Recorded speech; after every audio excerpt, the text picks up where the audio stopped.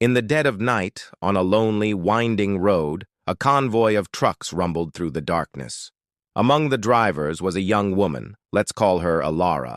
For her, this was just another job, transporting essential supplies from one town to another. The cargo was nothing extraordinary: food, water, basic necessities. The hum of her engine was a familiar comfort, a steady rhythm against the backdrop of the silent, sleeping landscape. She had driven this route countless times, a routine she knew like the back of her hand. The moon was a sliver in the sky, casting long, dancing shadows that played tricks on the eyes.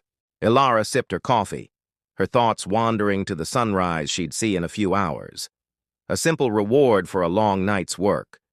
She was just a driver, doing her part, completely unaware that this ordinary night was about to take a terrifying turn.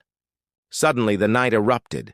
A deafening blast shattered the peace, and the lead truck in their convoy screeched to a halt, its headlights cutting out abruptly. Red lights flared in the darkness ahead, a makeshift roadblock. Before anyone could react, figures emerged from the shadows, swarming the stalled vehicles. Panic surged through Ilara. Her heart hammered against her ribs as the reality of the situation crashed down on her. This wasn't a breakdown, it was an ambush. The convoy, her lifeline in the vast emptiness, was under attack. Her training kicked in, a cold, sharp focus cutting through the fear. Every instinct screamed at her to flee, to reverse, to get away. But where could she go? She was trapped, a sitting duck in a metal box, the sounds of shouting and chaos growing louder with every passing second. The ambushers were systematic, their movements practiced and swift. They weren't after the drivers, they were after the cargo. Ilara watched in horror from her cab as they began to ransack the trucks, tearing open containers and throwing supplies onto the road. Her mind raced. These weren't just goods, they were a lifeline for the town at the end of her route. People were depending on this delivery. A wave of resolve washed over her fear. She couldn't just sit there and watch. She had to do something. But what? She was just one person, unarmed, against an organized group. Looking at her dashboard, an idea, as desperate as it was dangerous, began to form. It was a long shot, a gamble that could cost her everything. But it was the only chance she had to save the supplies and perhaps everyone's lives. Taking a deep, shuddering breath, Ilara made her move. She knew her truck inside and out. With a flick of a switch, she killed her main headlights, plunging her immediate area into near-total darkness.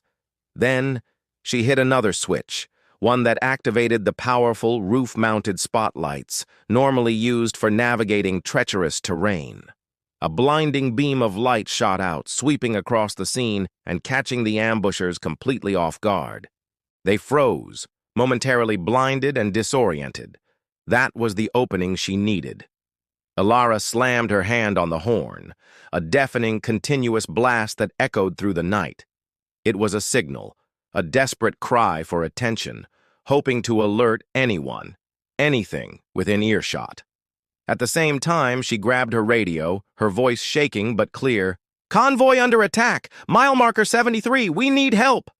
It was a chaotic, audacious symphony of light and sound, her one-woman stand against the darkness. Her gambit paid off. The sheer unexpectedness of her actions threw the attackers into confusion. The blaring horn and sweeping lights made it impossible for them to coordinate. In the distance, a faint siren began to wail, growing steadily louder. The ambushers, realizing their window of opportunity was closing fast, abandoned their plunder and melted back into the shadows from which they came. As law enforcement vehicles screeched onto the scene, the night fell silent once more, broken only by the panting breaths of the shaken drivers.